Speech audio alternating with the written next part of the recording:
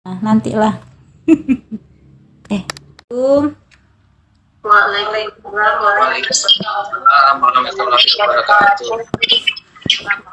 Dengan mengucapkan Bismillahirrohmanirrohim, hari ini kita akan melaksanakan diseminasi budaya positif. Perkenalkan, nama saya Nurlaili Fatmi, calon guru penggerak Angkatan 9 Kabupaten Labuan Batu, Sumatera Utara. Terlebih dahulu kita sepakati bahwasannya untuk memulai diseminasi ini, saya minta Bapak Ibu bagi yang belum diperkenankan berbicara dinonaktifkan dulu mikrofonnya.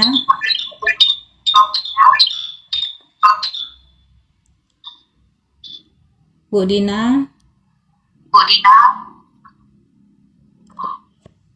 Terima kasih, Bu. Untuk kesepakatan bersama, yang pertama itu kita saling menghargai pendapat ya, Bapak Ibu. Kemudian jika ingin menyampaikan pendapat, raise hand, dan juga bisa ini menjaga kesopanan. Terlebih dahulu kita berdoa. Silakan Pak Wahyu memimpin doa.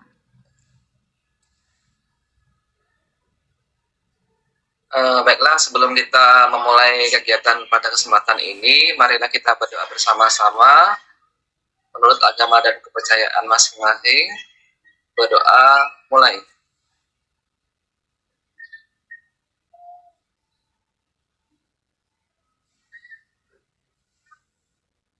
Berdoa selesai.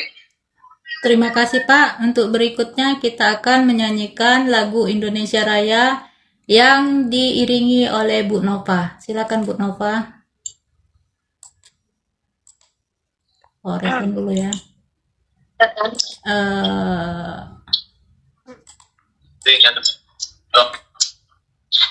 Nanti apa nggak lambat kalau semua bernyanyi nanti?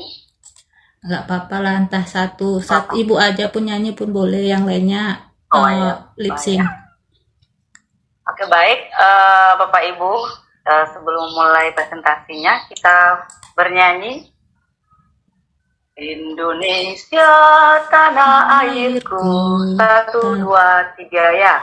Indonesia tanah airku, tanah tumpah darahku.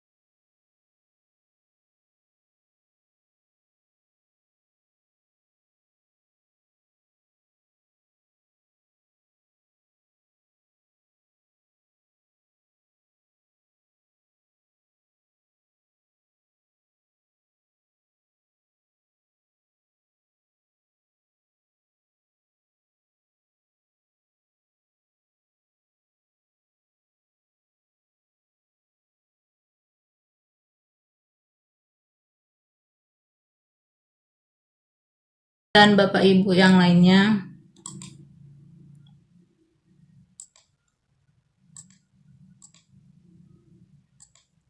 untuk selanjutnya kita akan membahas tentang budaya positif.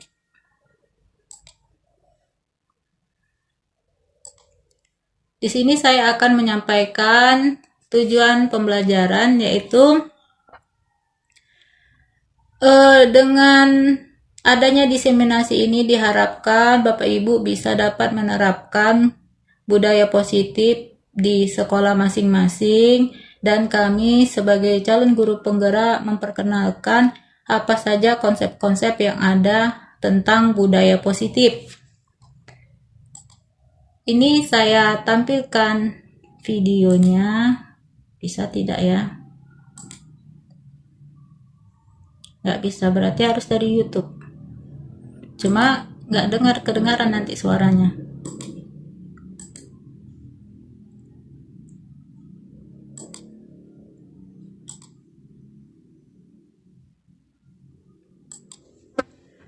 Bapak Ibu waktu dulu di sekolah SD itu bagaimana kesan Bapak Ibu dengan guru-guru kita dulu? Ada yang bisa memberikan pendapat?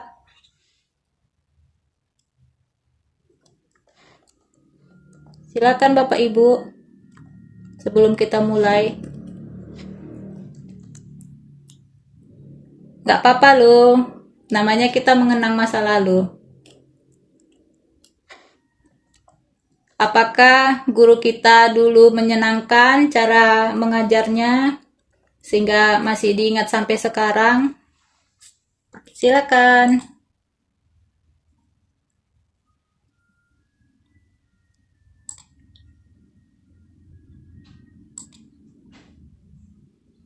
Nggak ada ya? Berarti rata-rata menyenangkan semua ya? Juga yang sedihnya, Bu. Ada yang sedihnya?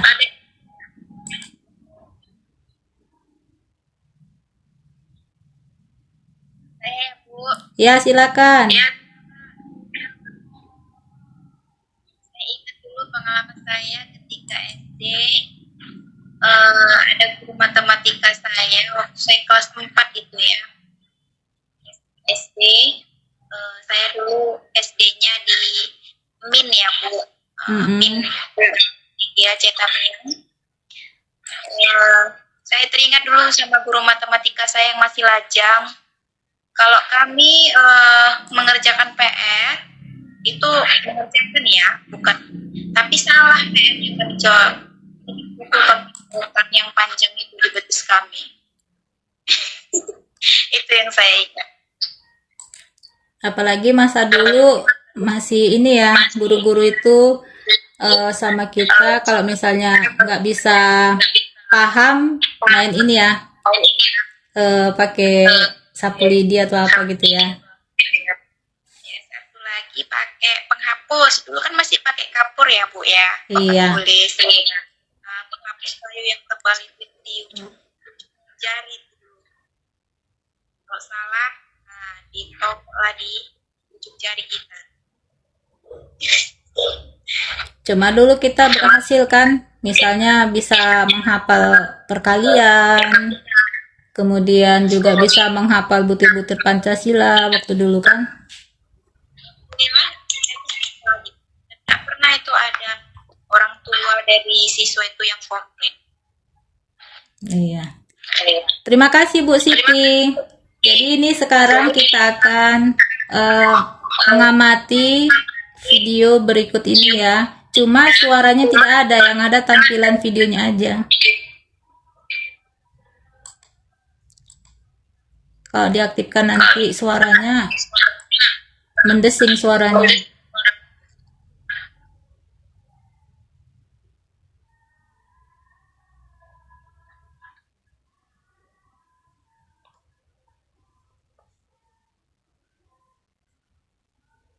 Kelihatan Bapak Ibu?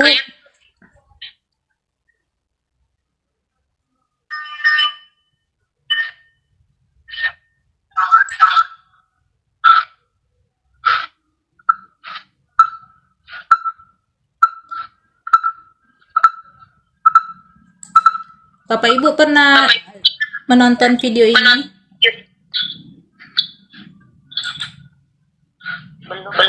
Belum pernah ya?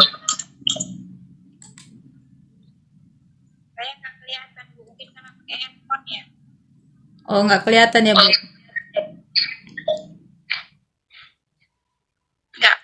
muncul apanya sama saya.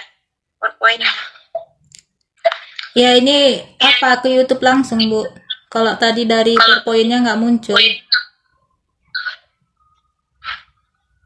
Tunggu ya Bu, saya alihkan ke laptop dulu ini.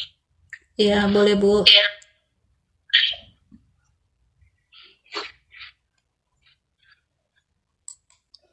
Karena nggak ada suaranya nggak menarik ya. Jadi kira-kira dari Bapak Ibu siapa yang bisa menanggapin dari video tadi? Silakan, present.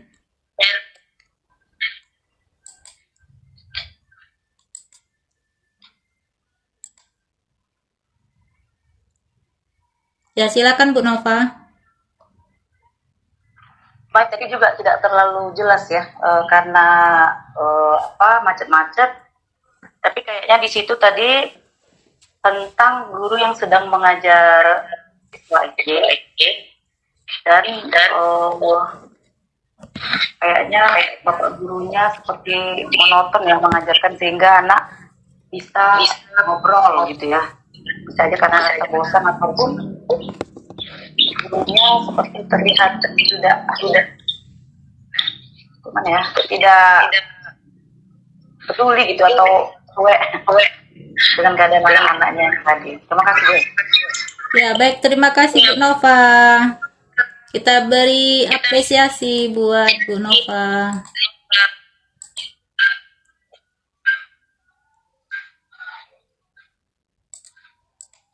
Terima kasih.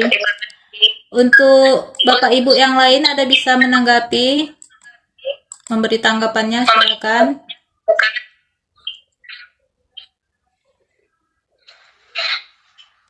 Bu Siti mau menanggapi?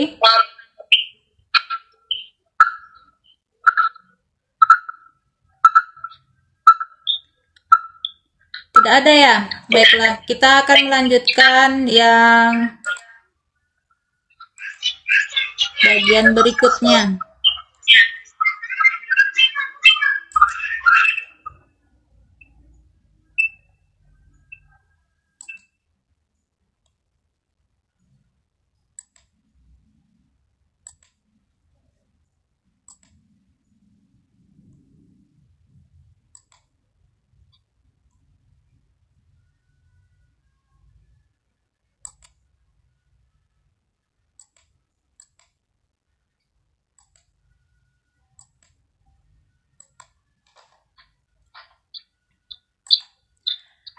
Budaya positif di sekolah itu bisa kita terapkan kepada siswa kita dengan melakukan berbagai pembiasaan yang baik, mencakup sikap atau perilaku maupun tutur kata oleh seluruh warga di sekolah.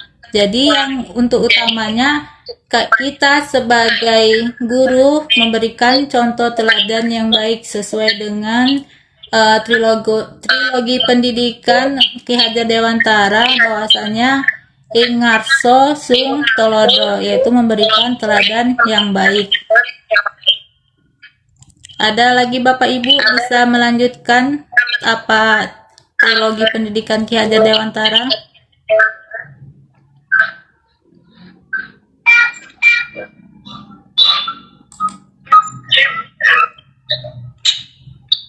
Silakan Bu Nova.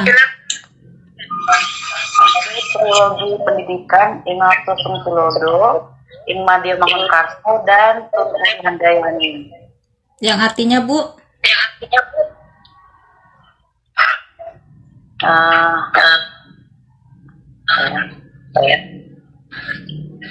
Lupa Bu ya, Bu yang tinggal. Kalau Ingarso Sung Tulodo itu dia memberikan contoh teladan di depan, memberikan motivasi di saat di tengah siswa atau di tengah orang lain, di kalangan yang lain, di kalangan umum. Kemudian Tut Urian Dayani itu memberikan dukungan atau semangat dari belakang. Terima kasih Bu Nova.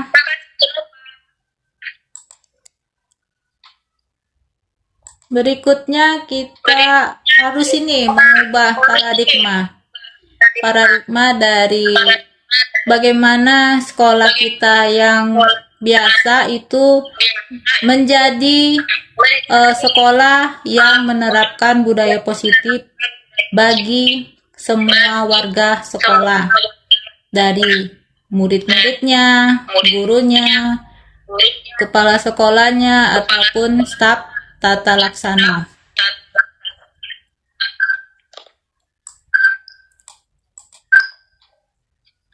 Ada yang mau menjadi model 2 orang, silakan Bapak Ibu.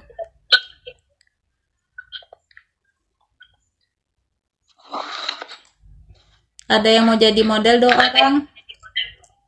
Bu Sari bisa jadi model, Bu Sari? Oh, Bu Siti Jubaida ya. Silakan. Bu Sari masih ada, Bu Sari? Satu lagi siapa ya yang mau bersedia? Bu Rina, bisa Bu Rina? Iya, silakan. Bu Siti Jubaida dan Bu Rina. Bu Siti, tugasnya ini Bu Siti itu ini ya, menggenggam sesuatu yang ada di tangan Bu Siti. Kemudian Bu Rina itu dengan segala cara untuk memperoleh apa yang digenggam sama Bu Siti. Silakan Bu Siti dan Bu Rina.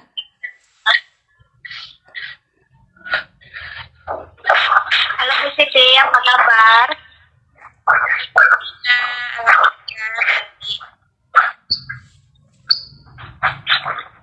Saya Bu Siti ada sesuatu ya dengan Iya Bu. Ibu kok tahu? Kalau boleh saya tahu apa Ibu?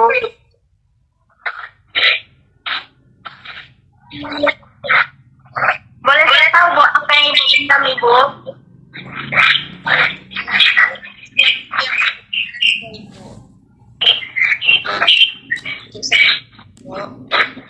Oh, jadi saya nggak boleh tahu ya Bu apa yang ada di genggaman tubuh ya.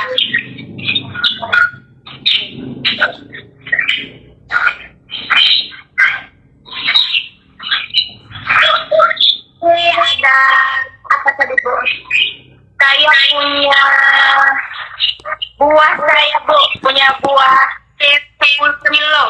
Boleh saya tukarkan dengan yang ada di genggaman Ibu?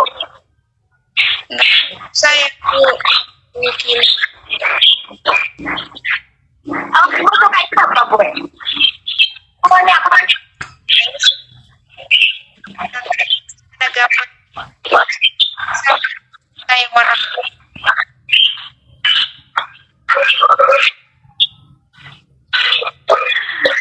Apa sih sebenarnya Pak yang ada di genggaman tangan Ibu sehingga Ibu nggak mau ngasih tahu kepada saya? Sesuatu yang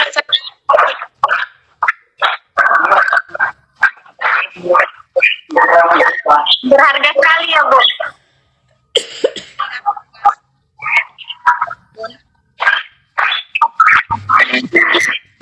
Ibu temennya saya ganti dengan uang 1 koper, Ibu. 1 koper. Kalau Ibu antar ke rumah saya boleh. Oh, bisa ya Bu. Ganti dengan yang ada di tangan Ibu tuh ya Bu. Saya penasaran dengan yang ada di kepala tangan Ibu. Boleh, tapi harus Ibu antar dulu. Ya. Oke, lah. Terima kasih Bu. Terima kasih Bu Puli. Terima kasih Bu Rina dan Bu Siti. Bu Nova jeung Dina. Baiklah, kita akan menanyakan tentang ini. Tadi Bu Siti menggenggam dan Bu Rina itu mencoba untuk memperoleh apa yang digenggam Bu Siti.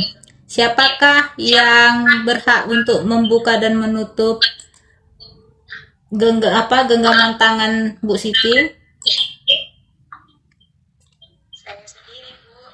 Iya. Dalam kegiatan ini siapa yang memegang kendali atau mengontrol untuk membuka atau menutup kepalan tangan? Iya, Bu Siti ya.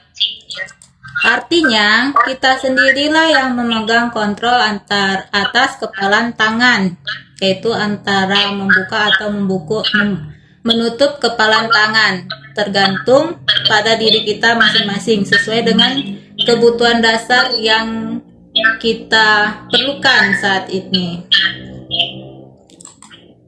Perubahan paradigma yang pertama itu ilusi guru mengontrol murid.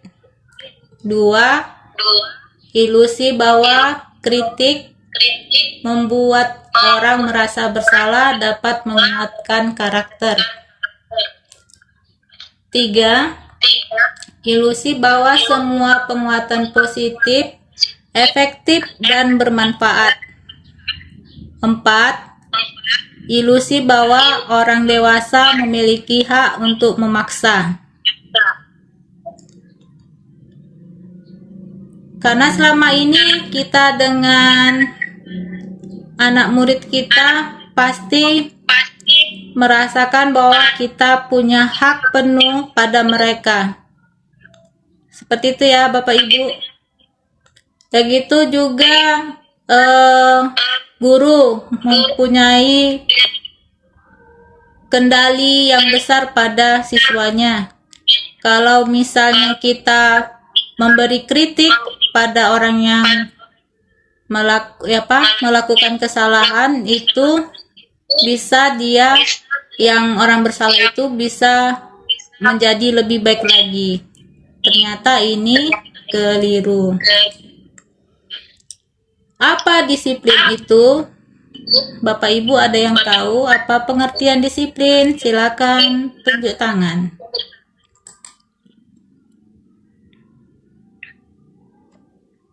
Silakan Bu Siti. Menurut saya, Bu, disiplin itu taati peraturan. Ulangi Bu, suaranya kecil. Menurut saya, Bu, disiplin itu mematuhi peraturan. Baik, terima kasih Bu Siti. Ada lagi Bapak Ibu yang bisa memberikan tanggapannya? Silakan Bu Rina.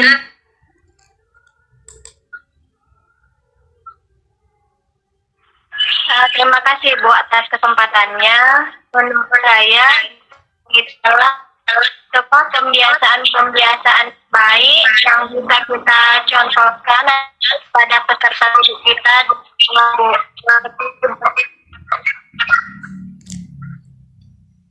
Terima kasih Bu Rina. Oke, itu jawabannya sudah benar ya. Disiplin itu adalah budaya yang merupakan tata tertib dan kepatuhan pada peraturan.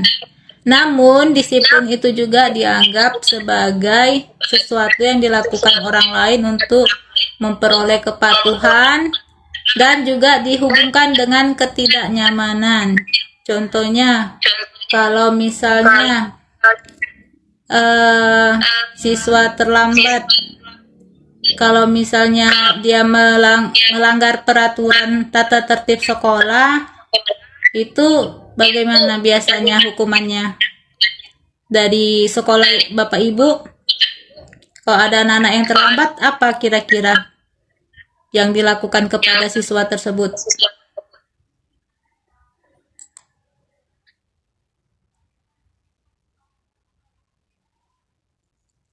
Kalau di sekolah Pak Wahyu, bagaimana Pak Wahyu kalau misalnya ada anak terlambat? Kalau ada anak terlambat, biasanya adalah sanksi untuk mereka. Sanksinya itu bisa berupa ini kayak kegiatan membersihkan lingkungan. Iya, terima kasih Pak Wahyu. Bu Rina silakan. Ya Bu, sama. Kalau di sekolah kami Bu ada siswa yang tempat itu pun tidak langsung diberikan hukuman. Kita tanya dulu alasan kenapa siswa itu tersebut terlambat. Dia pasti punya alasan kenapa dia datang terlambat ke sekolah. Karena bukan dia lakukan setiap hari gitu. Nanti yang tak lakukan setiap harinya gitu. Baru kita berikan konsekuensinya terlambatan dia Bu. Terima kasih Bu Rina. Bu Siti bisa di-unmute-kan sebentar mikrofonnya, menggema suaranya Bu. Terima kasih Bu. Untuk berikutnya adalah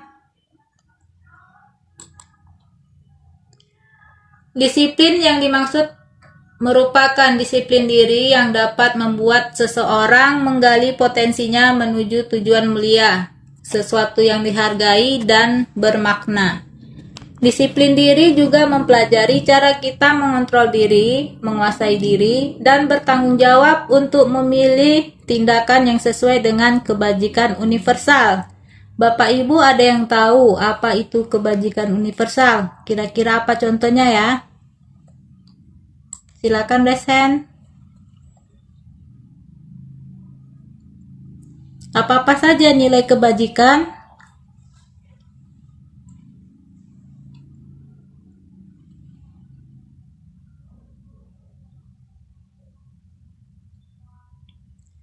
Bersikap jujur termasuk kebajikan atau tidak? Bapak Ibu? Dengar suara saya Bapak Ibu? Sepertinya Bu Nova mau menyampaikan pendapatnya, silakan Bu. Batuk, sorry. Apa saja menurut Ibu nilai-nilai kebajikan itu? Mungkin nilai kebajikan Pancasila kali ya. Sesuai dengan profil pelajar Pancasila ya Bu ya. Pancasila. Iya. Terima kasih Ibu. Sebagai pendidik tugas kita adalah menciptakan anak-anak memiliki disiplin diri yang positif sehingga mereka bisa berperilaku dengan mengacu pada nilai-nilai kebajikan universal dan memiliki motivasi intrinsik bukan ekstrinsik. Di sini nilai kebajikan universal itu dikenal dengan nilai kebajikan itu merupakan sifat positif manusia yang dikenal dengan profil pelajar Pancasila. Ada 6 unsur dari profil pelajar Pancasila itu. Yang pertama, beriman dan bertakwa pada Tuhan Yang Maha Esa. 2, mandiri. 3, bernalar kritis. 4, berkebinekaan global. 5, bergotong royong. Dan 6, kreatif. Jadi Pak Wahyu di sini sesuai juga ya. Kalau bernalar kritis ini, kalau kita memberikan pertanyaan atau evaluasi kepada siswa itu harus bersifat HOTS gitu ya Pak Wahyu ya. Iya betul Bu. Jadi untuk membiasakan mereka untuk bernalar kritis Bu. Iya gitu Pak. Sesuai dengan kurikulum Merdeka Belajar, mereka kita ajak untuk bernalar kritis. Dan berikutnya, motivasi perilaku manusia itu sudah kita ketahui lah ya Bapak Ibu. Ada 2 jenis, yaitu motivasi ekstrinsik dan intrinsik. Motivasi ekstrinsik itu artinya motivasi yang berada dari luar. Sementara motivasi intrinsik itu adalah motivasi yang berada dari dalam diri manusia atau diri seseorang. Motivasi ekstrinsik itu bisa seperti hukuman ataupun penghargaan. Kalau untuk yang hukuman biasanya untuk menghindari ketidaknyamanan. di sini ada pertanyaan, apa yang terjadi bila saya tidak melakukan? Kalau untuk mendapatkan penghargaan atau imbalan itu pertanyaannya, apa yang akan saya dapat bila saya melakukan? Ini termasuk pada motivasi ekstrinsik. Sementara motivasi intrinsik ini adalah untuk menghargai diri sendiri. Dan pertanyaannya berupa, saya menjadi orang seperti apa bila saya melakukan? Tugas kita yang utama sebagai guru inilah, bagaimana cara meningkatkan atau membangun motivasi intrinsik dari dalam diri siswa kita.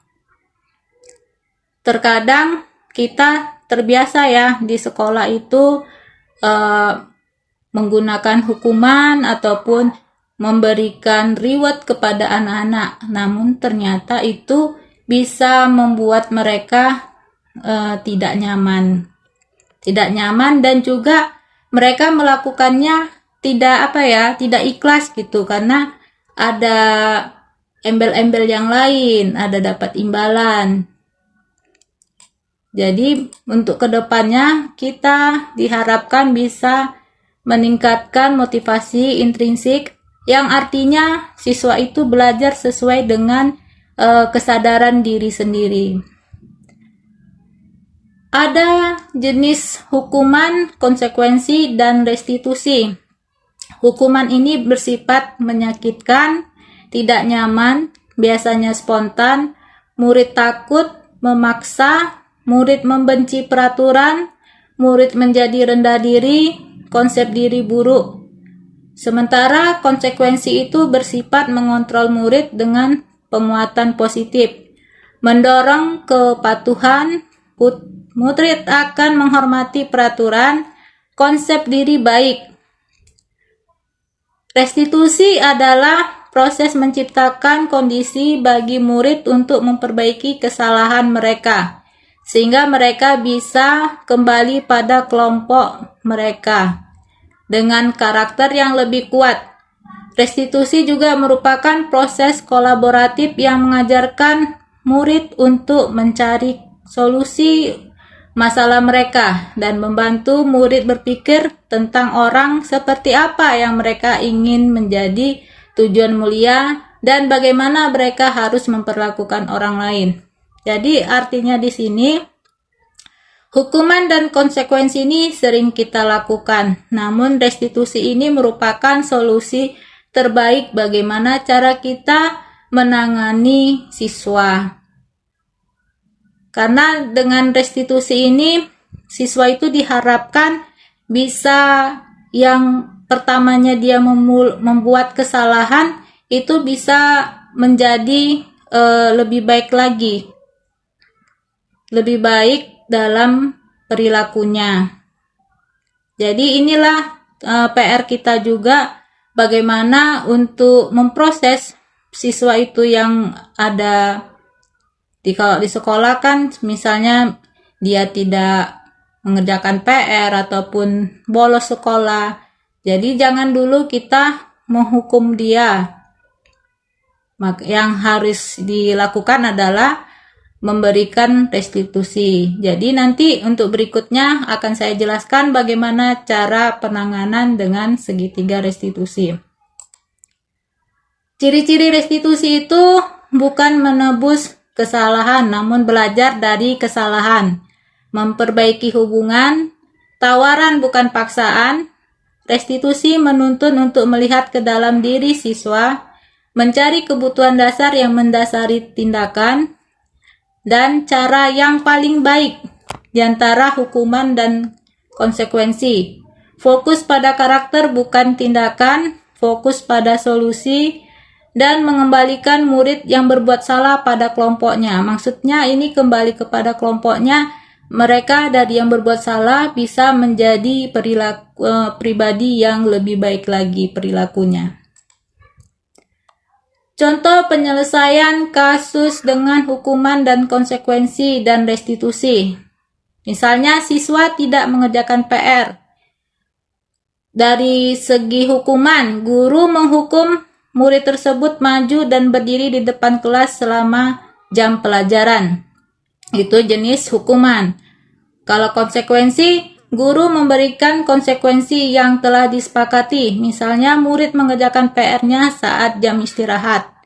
Sementara untuk restitusi, guru menanyakan alasan tidak mengerjakan PR, menanyakan keyakinan kelas atau kesepakatan kelas yang dilanggar, dan membantu murid menyelesaikan masalah.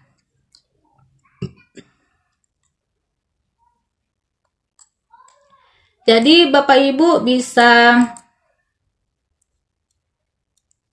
ini ada tampilan.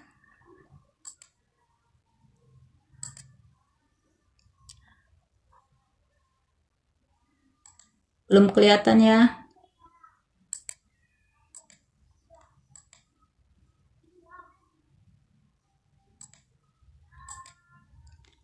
Termasuk hukuman atau konsekuensi.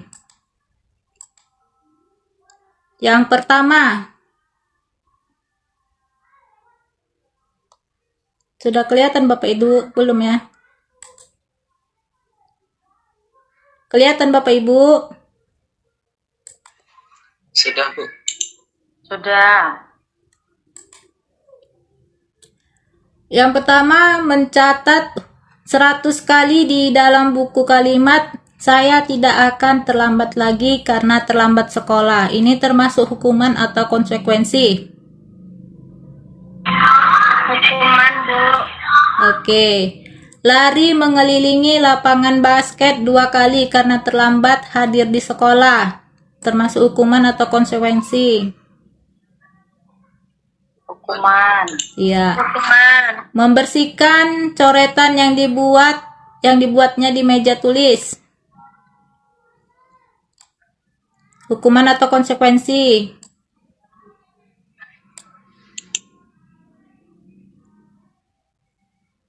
Silakan Bapak Ibu. Ini membersihkan coretan yang dibuatnya di meja tulis termasuk hukuman atau konsekuensi? Konsekuensi, Bu. Iya. Berikutnya, murid diminta untuk push up 15 kali karena tidak menggunakan masker di sekolah. Hukuman atau konsekuensi? Hukuman. Ya, hukuman. Mengganti kertas tugas teman yang telah dicoret-coret. Hukuman atau konsekuensi?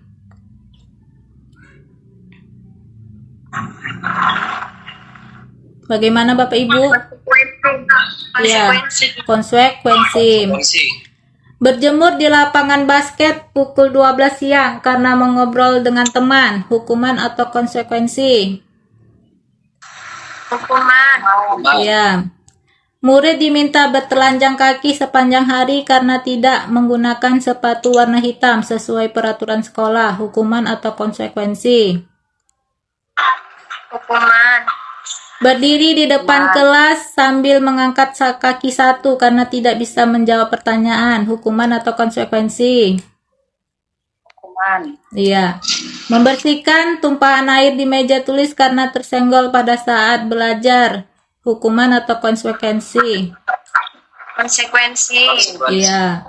Kehilangan 10 menit jam istirahat untuk mengerjakan tugas karena terlambat datang dan tertinggal pelajaran selama 10 menit. Hukuman atau konsekuensi? Konsekuensi. Iya. Konsekuensi. Iya, Pak. Duduk di bangku di pinggir lapangan pada jam istirahat. Tidak diizinkan bermain oleh guru piket karena mencederai teman saat bermain di lapangan. Hukuman atau konsekuensi? Konsekuensi. Iya, konsekuensi. Terlambat hadir di pembelajaran daring 15 menit dan diminta untuk tinggal 15 menit sesudah kelas usai untuk membahas ketertinggalan pelajaran. Hukuman atau konsekuensi? Konsekuensi. Iya. Konsekuensi. Lari mengelilingi lapangan basket 2 kali karena terlambat 10 menit untuk pelajaran PJOK. Hukuman atau konsekuensi? Hukuman. Iya. Membersihkan WC sekolah karena mematahkan pensil kawannya, hukuman atau konsekuensi? Hukuman. Oke, terima kasih Bapak Ibu. Jadi, Bapak Ibu sudah paham ya apa-apa saja yang termasuk hukuman atau konsekuensi. Dan selanjutnya nanti bisalah Bapak Ibu menerapkan restitusi. Itulah cara yang terbaik kita untuk menangani permasalahan pada siswa.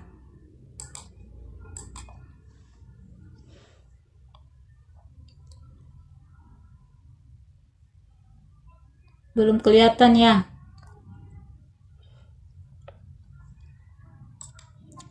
Ini ada kasus Bapak Ibu, kasus kebutuhan manusia.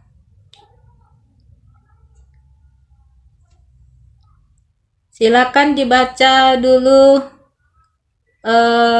Bu Nova. Baik, kasus kebutuhan manusia. Ibu Ani, guru kelas 5 SD, sedang bingung menghadapi ulah salah satu murid di kelasnya, Agus. Beberapa anak telah datang dan mengeluhkan Agus yang seringkali meminta bekal makan siang paksa. Anda menghadapi situasi seperti Ibu Ani. Apa yang Anda akan lakukan? Menurut Anda kira-kira apa alasan Agus melakukan itu? Baik, terima kasih Bu Nova. Menurut Bapak Ibu, apa yang akan Bapak Ibu lakukan jika menghadapi kasus seperti ini? Silakan raise hand Bapak Ibu. Silakan Bu Rina. Ya, terima kasih Ibu. Kalau saya menjadi Ibu Ani, saya akan memanggil Agus tersendiri dan menanyakan apa penyebab dia melakukan hal tersebut. Kemudian jika misalnya dia menjawab mungkin karena iseng atau karena dia mungkin lapar, karena dia melakukan hal seperti itu, mungkin dia berusaha untuk memenuhi kebutuhannya Bu sebagai manusia. Seperti itu Bu. Terima kasih Bu Rina. Ada lagi yang mau menambahkan? Tidak ada ya? Silakan Bu Nova. Baik, jika saya akan bertanya kepada Agus, bisa saja dia menjawab dengan alasan yang lain. Misalnya dia menjawab, ya Bu, soalnya makananku itu aja Bu. Misalnya nasi putih dengan telur ceplok gitu. Jadi dia pengen mengambil bekal makan siang kawannya karena berbeda dengan bekal makan siangnya. Seperti itu Bu ya. Terima kasih Bu Nova. Iya, jadi kita jangan terus langsung menghakimi siswa kita itu, tapi terlebih dahulu ditanya, panggil dulu anaknya si Agus, kemudian tanyakan kenapa. Jadi kalau dia menjawabnya lapar dan orang tuanya tidak membawa bekal, maka kebutuhannya adalah bertahan hidup. Jika jawabannya senang temannya jadi perhatian, ini merupakan kebutuhannya adalah kasih sayang atau kebutuhan untuk diterima. Sementara jawabannya untuk merasa hebat karena temannya jadi takut, ini merupakan kebutuhan adalah kekuasaan atau pengakuan atas kemampuannya. Jika jawabannya bosan dengan bekal yang dibawanya, maka kebutuhannya adalah kebebasan atau kebutuhan untuk memilih atau pilihan.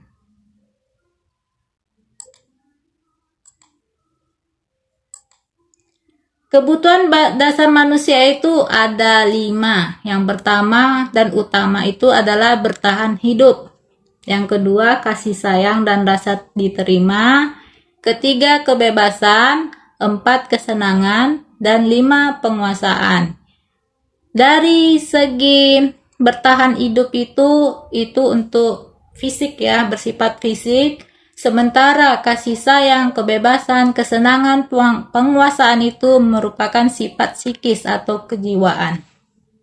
Di antara Bapak Ibu, adakah memiliki, ya pasti ada ya, kira-kira untuk saat ini, di antara kelima kebutuhan ini, yang mana yang mendasari kebutuhan Bapak Ibu? Silakan.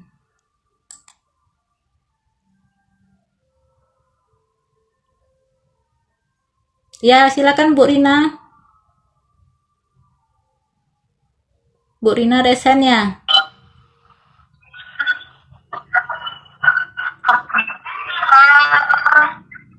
Dari 5 kebutuhan dasar yang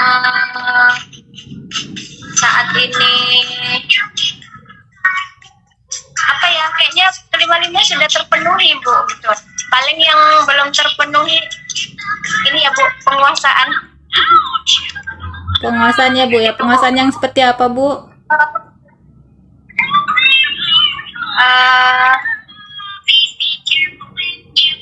Seperti apa ya, kita bisa mengatur orang lain gitu, misalnya kita bisa menjadi seorang pemimpin gitu.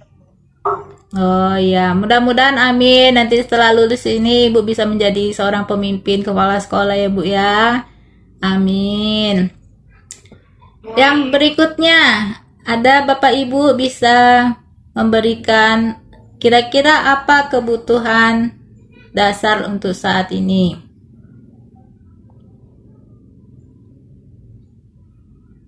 Bu Dina, apa kebutuhannya yang sekarang? Bu Ida, Bu Seni, Bu Nur Aini, Bu Re tadi lagi ada acara ya. Pak Wahab lagi di jalan.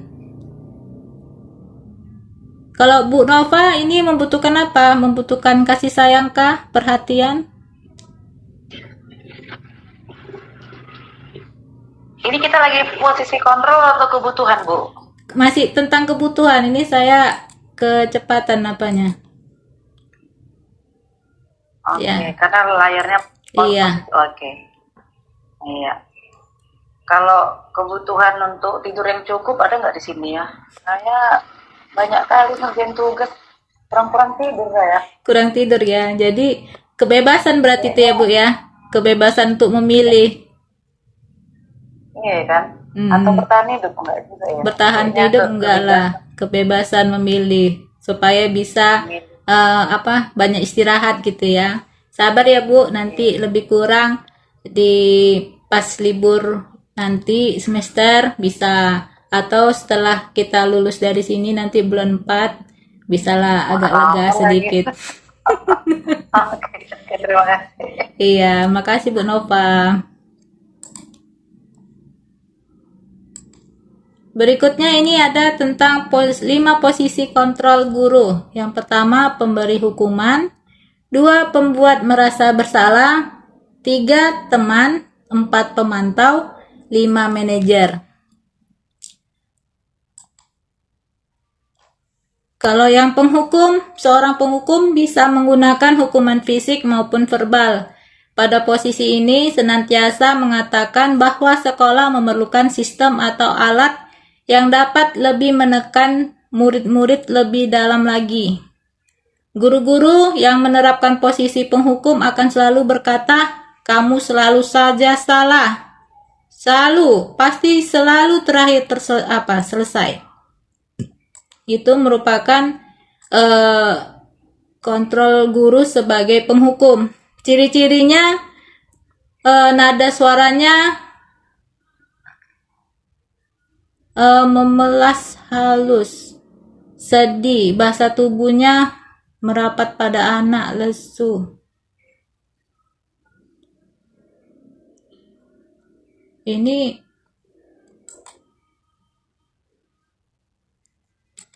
kemudian hasilnya murid akan merasa bersalah telah mengecewakan Bapak Ibu gurunya. Murid akan merasa menjadi orang yang gagal dan tidak sanggup membahagiakan orang lain. Kadangkala sifatnya menjadi lebih berbahaya dari sikap penghukum karena emosi akan tertanam rapat di dalam. Murid menahan perasaan, tidak seperti posisi penghukum. Di sini anak bisa menjadi dendam sama kita, benci sama gurunya. Yang untuk pembuat merasa bersalah, suara gurunya itu lembut. Pembuat merasa bersalah akan menggunakan keheningan untuk membuat orang lain merasa tidak nyaman, bersalah, atau rendah diri. Jadi kalau misalnya saya di dalam kelas itu, murid-muridnya masih ribut di dalam, itu saya diam aja selama berapa menit. Jadi nanti mungkin dalam hati mereka bertanya-tanya, kenapa lah ibu ini diam? Setelah nanti mereka udah diam, baru itulah bagaimana, udah selesai bicaranya, sekarang bisa ibu berbicara, seperti itulah. Jadi ini ciri-ciri dari pembuat merasa bersalah. Kata-kata yang sering diucapkan adalah, ibu kecewa sekali dengan kamu. Berapa kali bapak harus memberikan tahu kamu? Gimana coba kalau orang tua kamu tahu kalau kamu berbuat seperti ini? Ini merupakan ciri pembuat merasa bersalah. Ciri-cirinya, nada suara ramah, akrab, bercanda, bahasa tubuhnya merapat pada murid dan matanya.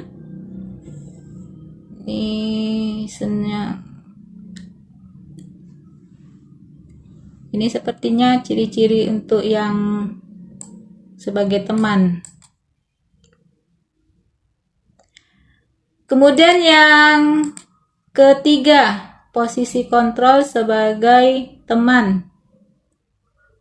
Pada posisi ini guru tidak akan menyakiti murid, namun akan tetap berupaya mengontrol muridnya melalui dengan candaan atau persuasi. Guru di posisi teman menggunakan hubungan baik dan humor untuk mempengaruhi seseorang. Mereka akan berkata, ayo bantulah demi Bapak. Ayo, ingat tidak bantuan Bapak sama ini? Ya, sudah kali ini tidak apa-apa, nanti bantu bereskan ya. Seperti itu. Ini ya ciri-cirinya, ramah, akrab, bercanda, bahasa tubuhnya merapat, mata kita itu dengan senyum jenaka. Murid akan merasa senang dan akrab dengan gurunya, cuma nampak negatifnya murid menjadi tergantung kepada guru tersebut, dan mungkin murid hanya akan bertindak untuk guru tertentu. Misalnya seperti yang pernah Bu Nopa lakukan ya. Bu Nopa pernah mengatakan bahwasannya ibu lebih kepada posisi teman untuk siswa ibu. Ya kan Bu Nova? Ya Bu. Anak-anak akrab, tetapi akrabnya maksudnya kalau misalnya kita yang suruh, kalau guru yang lain menyuruh mereka tidak mau. Kalau Bu Nova yang nyuruh baru mau ya. Iya Bu. Yang posisi keempat itu pemantau. Memantau ini artinya mengawasi. Pada saat kita mengawasi, kita bertanggung jawab atas perilaku orang-orang yang diawasi. Posisi pemantau bertindak berdasarkan pada peraturan-peraturan dan konsekuensi. Pertanyaan yang diajukan seorang pemantau yaitu, peraturannya apa? Apa yang telah kamu lakukan? Sanksi atau konsekuensinya apa? Jadi seperti itulah untuk posisi guru sebagai pemantau. Ciri-ciri pemantau itu nada suara datar, bahasa tubuhnya formal, murid-murid memahami konsekuensi yang harus dijalankan karena telah melanggar salah satu peraturan sekolah. Seorang pemantau sangat mengandalkan perhitungan, catatan, data yang dapat digunakan sebagai bukti atas perilaku seseorang.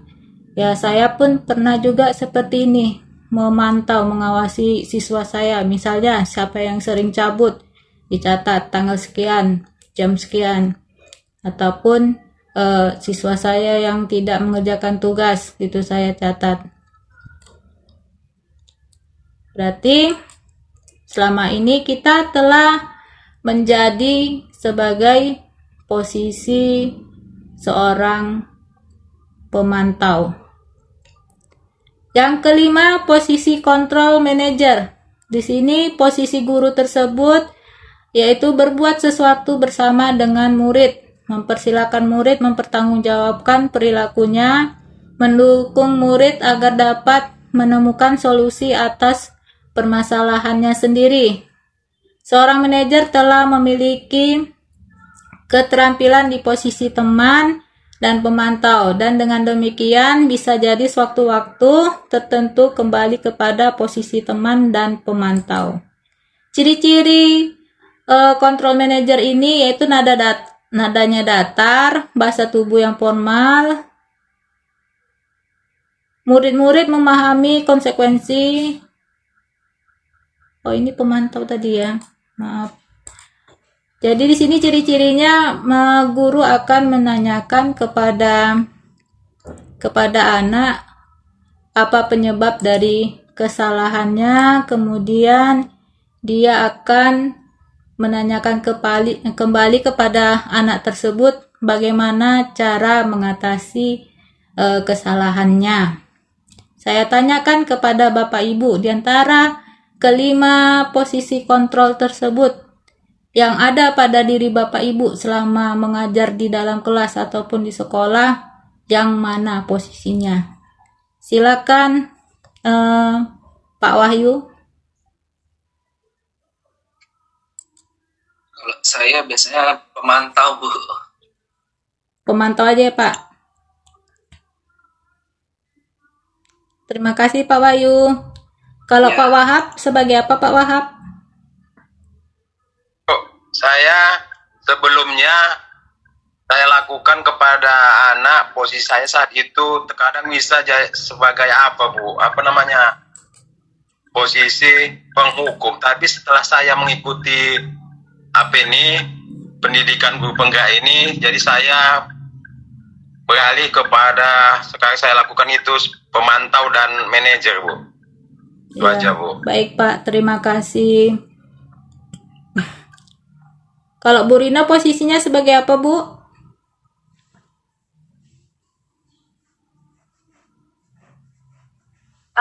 Posisi kontrol yang sering saya laksanakan itu biasanya adalah sebagai pembuat rasa bersalah, Bu, di dalam kelas. Seperti tadi, misalnya kalau kita masuk kelas gitu kan, masih ribut, saya nggak suka marah-marah, jerit-jerit gitu ya kan. Walaupun yang saya hadapi siswa SD gitu, ya saya diamkan aja dulu. Nanti lama-lama mereka sadar sendiri gitu. Wih diam gitu, ikut diam gitu. Seperti itu, Bu. Baik Bu, terima kasih. Kalau Bu Siti di sekolah bagaimana Bu Siti? Pasti lemah lembut ya Bu? Kalau saya, Bu, kadang merasa bersalah, kadang menghukum, kadang juga jadi teman. Tergantung situasi, Bu. Oh iya, makasih Bu. Berarti banyak ya yang posisinya yang sudah Ibu jalani. Iya, Bu. Baik Bu, terima kasih. Untuk berikutnya itu adalah keyakinan kelas. Mengapa keyakinan kelas? Mengapa tidak peraturan kelas? Mengapa kita memiliki peraturan tentang penggunaan helm pada saat mengendarai kendaraan bermotor? Yaitu alasannya untuk keselamatan. Mengapa kita memiliki peraturan tentang penggunaan masker dan mencuci tangan setiap saat? Adalah untuk kesehatan. Itulah dikatakan dengan keyakinan. Keyakinan kelas itu artinya nilai-nilai keselamatan dan keyakinan nilai kebajikan universal yang disepakati secara tersirat dan tersurat lepas dari latar belakang baik suku, negara, bahasa maupun agama. Seseorang yang lebih tergerak dan bersemangat untuk menjalankan keyakinannya daripada hanya sekedar mengikuti serangkaian peraturan tertulis tanpa makna. Keyakinan kelas ini murid pun demikian, mereka perlu mendengarkan dan memahami arti sesungguhnya tentang peraturan yang diberikan, apa nilai-nilai kebajikan di balik peraturan tersebut dan tujuan utamanya. Keyakinan kelas di sini dibuat antara guru dan murid-murid. Kita sebagai guru menanyakan apa kira-kira dari peraturan sekolah itu menjadi keyakinan kelas. Pertama, misalnya kalau peraturan sekolahnya itu misalnya dilarang apa ya? Dilarang terlambat gitu kan. Jadi nanti dibuatlah keyakinan kelasnya itu dengan menggunakan kalimat positif, datang tepat waktu. Jadi yang menggunakan kata-kata negatif itu diubah menjadi positif. Dan nilai dari keyakinan kelas ini harus ada nilai-nilai kebajikannya. Keyakinan kelas itu bagaimana pembentukan keyakinan kelas? Yaitu bersifat lebih abstrak daripada peraturan, berupa pernyataan-pernyataan universal, dibuat dalam bentuk kalimat positif. Ini maksudnya kalimat positif, hendaknya tidak terlalu banyak sehingga mudah diingat dan dipahami. Jadi Bapak Ibu tidak perlu banyak membuat keyakinan kelasnya, cukup 5 atau 6, jadi anak murid kita bisa mengingatnya. Selanjutnya, sesuai dengan kondisi kelas sehingga mudah diterapkan. Semua warga kelas dilibatkan dalam pembuatan keyakinan kelas. Bapak Ibu, apakah sudah menerapkan keyakinan kelas di kelasnya masing-masing?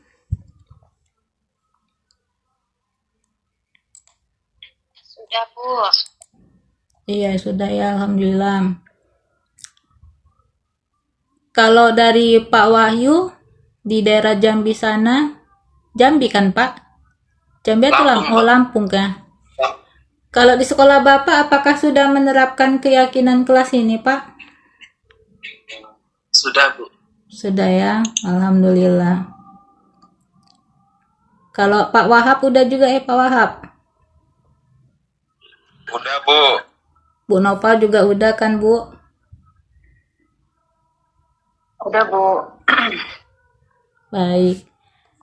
Untuk berikutnya kita lanjutkan, yaitu tentang segitiga restitusi. Ini bukan segitiga bermuda ya Bapak Ibu, tapi segitiga restitusi. Tahapan-tahapan segitiga restitusinya itu ya menstabilkan identitas. Yang kedua, validitas tindakan yang salah. Ketiga, menanyakan keyakinan. Yang pertama itu menstabilkan identitas, artinya pada bagian ini bertujuan untuk mengubah identitas anak dari orang yang gagal karena melakukan kesalahan menjadi orang yang sukses. Anak yang melanggar peraturan karena sedang mencari perhatian adalah orang yang sedang mengalami kegagalan. Dia mencoba memenuhi kebutuhannya, namun ada benturan. Kalau kita ingin menjadi reflektif, maka kita harus meyakinkan si anak dengan mengucapkan kalimat-kalimat berikut. Berbuat salah itu tidak apa-apa. Ini maksudnya ya, maaf ya. Berbuat salah itu tidak apa-apa. Berikutnya, tidak ada manusia yang sempurna. Kita bisa menyelesaikan ini. Kamu berhak merasa begitu.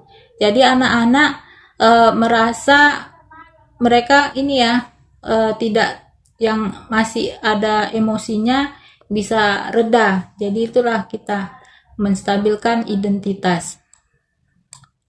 Untuk selanjutnya, validasi tindakan yang salah. Menurut teori kontrol, semua tindakan manusia baik atau buruk pasti memiliki maksud dan tujuan tertentu. Seorang guru yang memahami teori kontrol pasti akan mengubah pandangannya dari teori stimulus respon ke berpikir proaktif yang mengenali tujuan dari setiap tindakan. Kalimat-kalimat di bawah ini yang biasa dipakai untuk memvalidasi tindakan yang salah, yaitu padahal kamu bisa melakukan yang lebih buruk dari ini ya. Kamu pasti punya alasan mengapa melakukan itu. Kamu patut bangga pada dirimu sendiri karena kamu telah melindungi sesuatu yang penting buatmu. Ini adalah merupakan jenis dari validasi tindakan yang salah.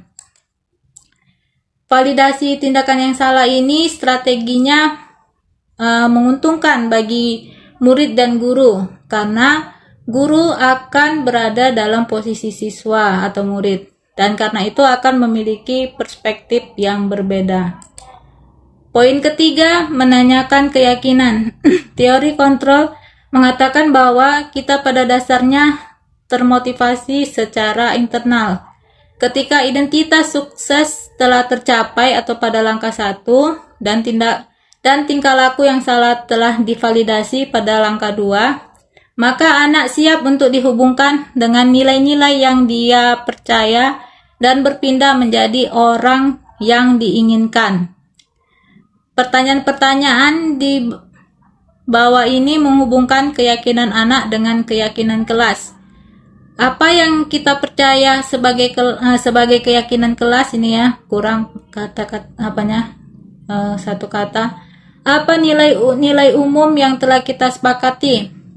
Apa bayangan kita tentang kelas yang ideal? Jadi kita nanyakan kembali kepada siswa atau murid kita tentang keyakinan kelas yang sudah ada pada kelas mereka. Contoh penanganan kasus. Siswa membolos pada saat guru rapat.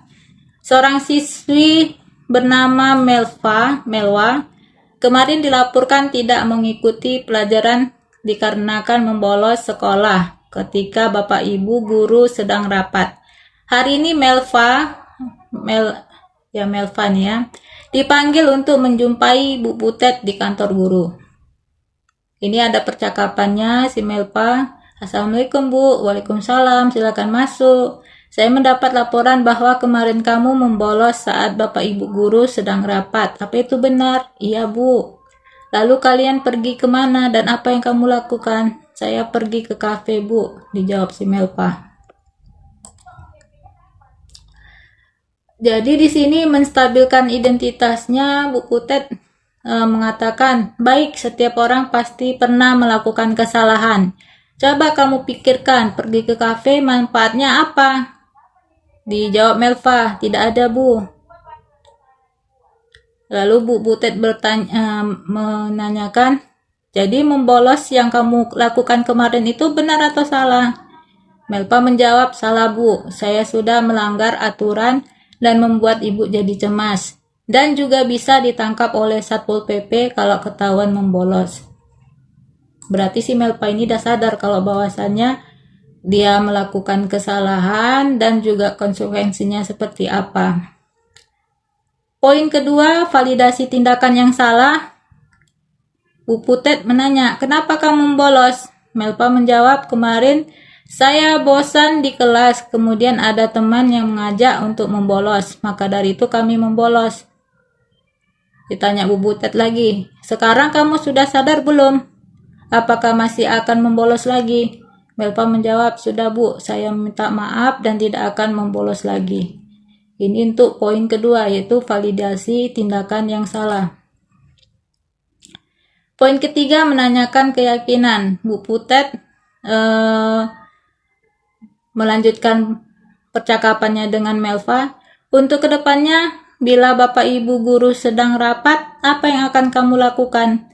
Apa yang akan kamu lakukan untuk memperbaiki kesalahan ini? Dijawab Melva, saya akan meminta tugas ke guru mata pelajaran Bu. Baiklah, semoga kamu mendapatkan pelajaran bermakna dari kesalahan yang sudah kamu lakukan. Iya Bu, terima kasih. Jadi di sini kita menanyakan kembali keyakinan kelas apa yang sudah ada pada kelas masing-masing. Ini sekedar ilustrasi ya Bapak Ibu. Jadi nanti Bapak Ibu bisa menerapkannya di kelas masing-masing pada murid Bapak Ibu dengan menggunakan segitiga restitusi ini. Demikianlah penjelasan dari saya tentang budaya positif. Apabila Bapak Ibu ada yang mau bertanya, silakan saya berikan waktunya.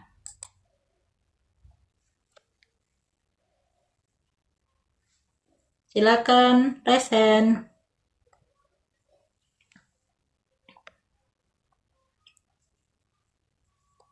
Silakan Bu Rey.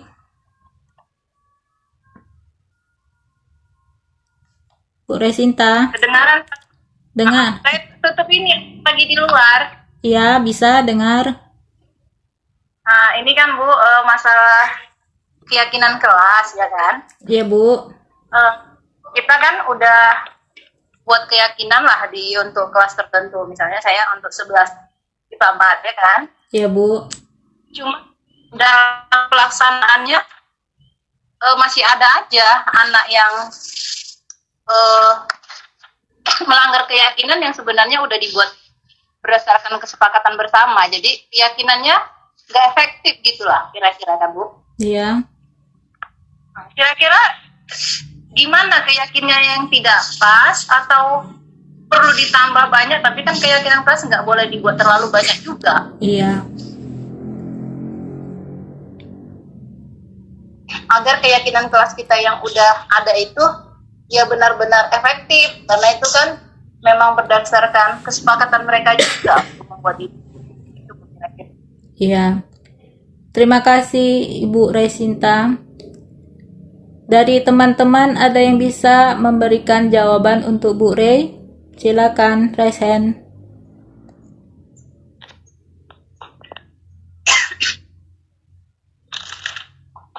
Saya lemparkan dulu ya Bu sama kawan-kawannya Bu Rey. Iya Bu, boleh. Kalau menurut Bu Rina gimana pendapat Ibu?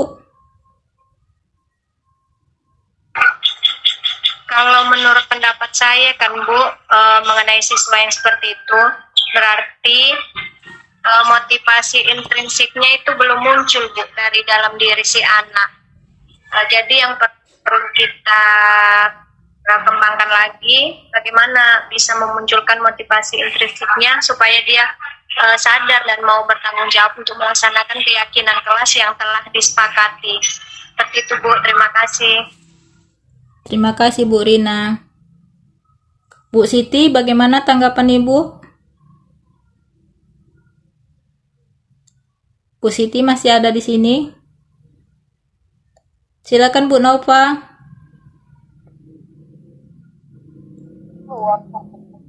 Tadi pertanyaan apa Bu? Bagaimana cara ini? Kan udah dibuat keyakinan. Ternyata masih ada yang tidak memenuhi keyakinan itu.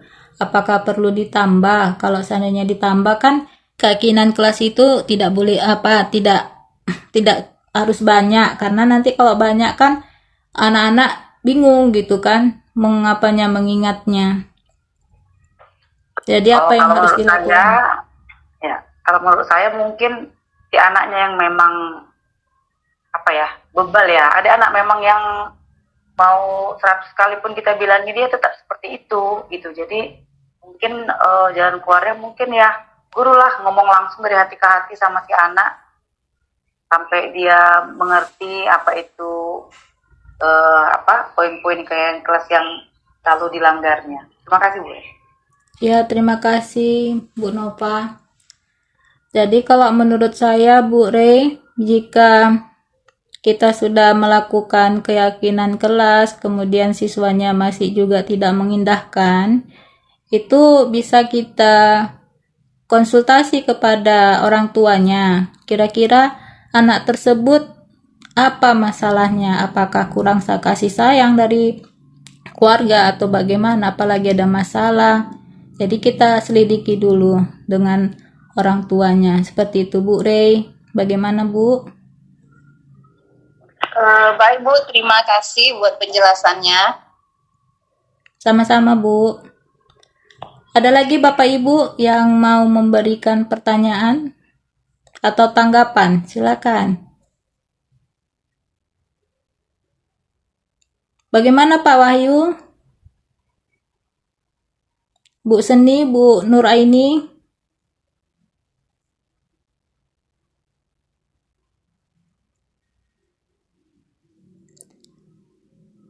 Silakan Bu Nova. Baik, saya mau menanyakan ya. Kan saya itu kan bukan wali kelas, tapi cuma guru bidang studi ya, seni budaya. Apakah saya sebagai guru bidang studi ini mengikuti keyakinan kelas yang ada di kelas anak-anak, atau saya membuat keyakinan kelas yang baru dengan anak-anak? Oke, terima kasih Bu Nova. Saya tampung dulu ya pertanyaannya. Udah gitu saya minta dulu pendapat dari teman-teman yang lain. Dari Bu Siti, bagaimana Bu Siti bisa menanggapi pertanyaan dari Bu Nova?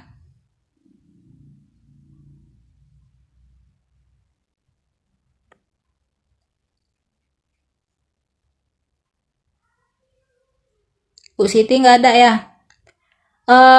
Bu Rina, gimana Bu Rina?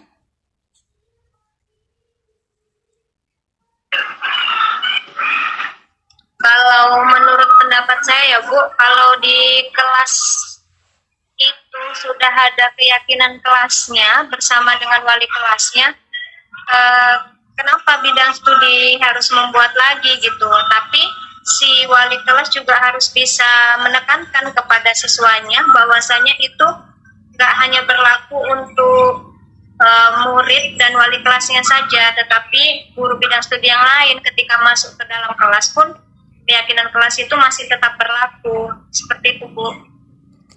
Terima kasih Bu Rina. Kalau Bu Rey bagaimana tanggapannya Bu?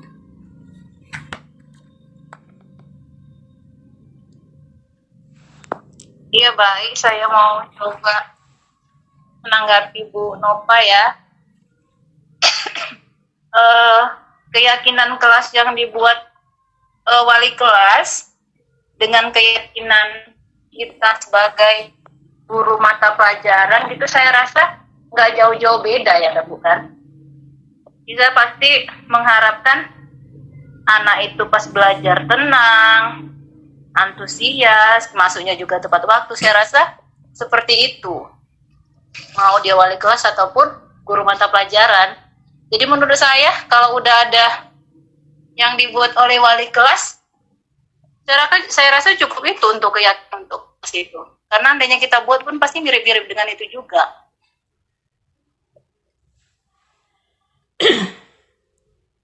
Terima kasih Bu Rey atas tanggapannya. Ya Bu. Sama-sama Bu. Ya gitu ya Bu Nova ya. Jadi Bu Nuraini, silakan Bu Nuraini, resen. Ya, kalau berdasarkan beberapa tahun yang kita alami gitu kan, biasanya anak murid ini dia kalau sama wali kelasnya dia nurut gitu, tapi kalau sama guru bidang studi biasanya dia agak nggak seperti sama wali kelas biasanya. Jadi aturan yang diapakan oleh wali kelas itu nggak semuanya dijalankan pas guru mata pelajaran yang masuk. Itu saja Bu. Terima kasih Bu Nuraini. Iya, terkadang memang siswa kita lebih dengar wali kelasnya ya, timbang guru bidang studi masing-masing. Cuma tidak salahnya Bu Nova, kita buat juga keyakinan kelas pada siswa, meskipun sudah ada keyakinan kelas yang mereka buat dengan wali kelas. Tapi memang betul juga seperti kata Bu Rina, tidak terlalu banyak perbedaan antara yang kita buat kesepakatan atau keyakinan kelas dengan yang sudah dibuat oleh wali kelasnya. Bagaimana Bu Nova? Oke Bu, terima kasih. Ya, terima kasih. Ada lagi Bapak Ibu yang memberikan pertanyaan atau tanggapan, silakan. Tidak lagi Bapak Ibu. Jadi ini kita cukupkan pertemuannya. Terima kasih Bapak Ibu telah mendukung saya mengikuti Vikon hari ini. Semoga apa yang Bapak Ibu sudah memberikan waktunya sama saya bisa dibalas oleh Allah Subhanahu wa taala. Ya, jadikan pahala untuk Bapak Ibu semuanya. Jadi saya cukupkan untuk saat ini. Terima kasih sekali lagi saya ucapkan. Saya tutup. Wassalamualaikum warahmatullahi wabarakatuh. Waalaikumsalam warahmatullahi wabarakatuh.